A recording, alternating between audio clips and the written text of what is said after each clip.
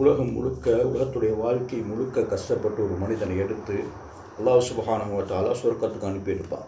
சொர்க்கத்தை கொஞ்சம் அப்படியே காட்டியிருப்பான்.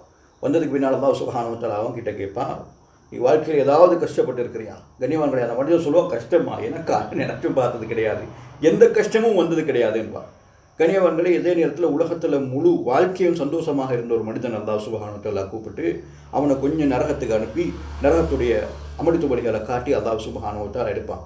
எடுத்ததுக்கு பின்னால் அல்லாஹ் சுப்ஹானஹு வ தஆலா அவன்கிட்ட கேட்பான், நீ வாழ்க்கையில் ஏதாவது இன்பங்கள் அனுபவிச்சிருக்கிறியா? அந்த மனிதன் சொல்லுவான், இல்லவே இல்லை யா அல்லாஹ், எந்த இன்பத்தை நான் அனுபவிச்சது கிடையாது, என்னுடைய வாழ்க்கை முழுக்க துன்பம் தான்.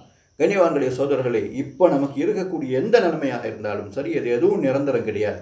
இது எதுவும் நம்முடைய வாழ்க்கையை முடிவு பண்ணுறது கிடையாது. நம்ம மறுமையை அல்லாஹ் சுப்ஹானஹு வ தஆலா நமக்கு என்ன நிலைமையை தரப்போகிறானோ, இந்த நிலைமையை நம்ம சம்பாதிச்சு வச்சிருக்கிறோமோ, இந்த நிலைமை தான் நிரந்தரமானது. இதை வச்சு தான் அல்லாஹ் சுப்ஹானஹு வ தஆலா நம்மளோட நிரந்தர